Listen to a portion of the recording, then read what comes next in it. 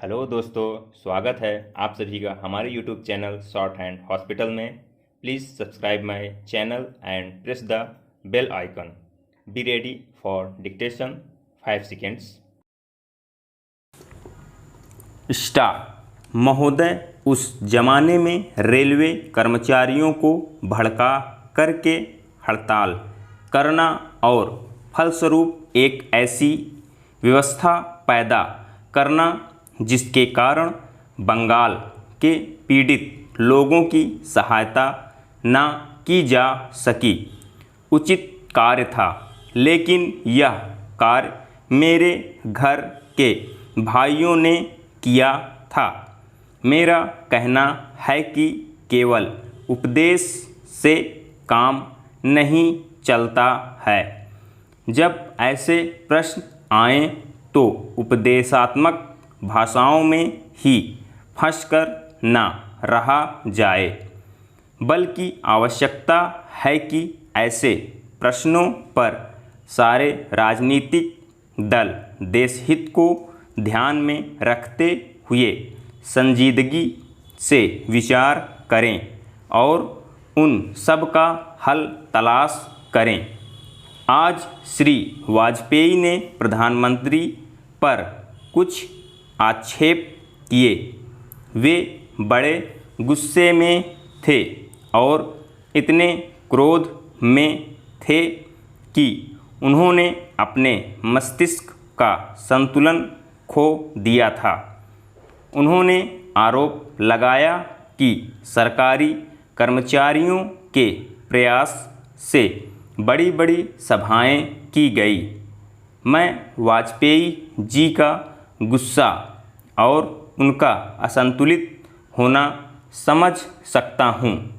उन्होंने यह भी कहा कि प्रधानमंत्री जी ने इन चुनावों के बीच अपने भाषणों में जनमानस को ऊपर उठाने की कोशिश नहीं की, मूलभूत प्रश्नों को देश के सामने रखने की कोशिश नहीं की और आज जो राष्ट्रीय दिक्कतें और परेशानियां हैं उन पर जनता को शिक्षित करने की कोशिश नहीं की।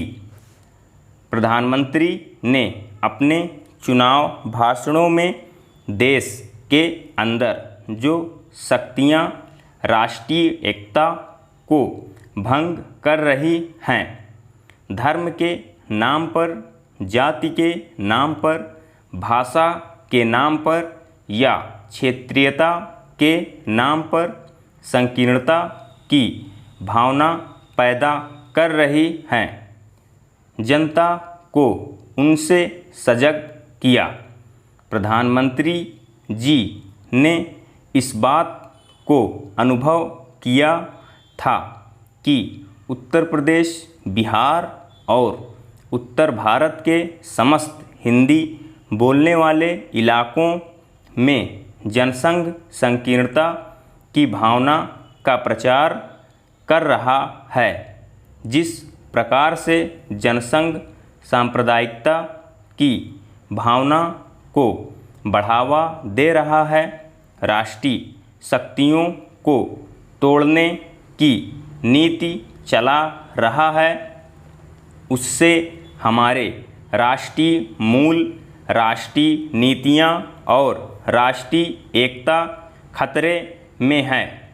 इसीलिए प्रधानमंत्री ने जनसंघ के ऊपर इस बात का प्रहार किया था कि वह सांप्रदायिक शक्ति है और उससे जनता को सावधान हो जाना चाहिए।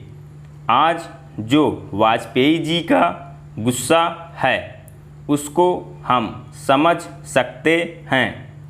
उन्होंने एक सपना देखा था, एक सुनहरा सपना, उत्तर प्रदेश में अपनी सरकार बनाने का, बिहार में अपनी पार्टी को बहुमत प्राप्त कराने का।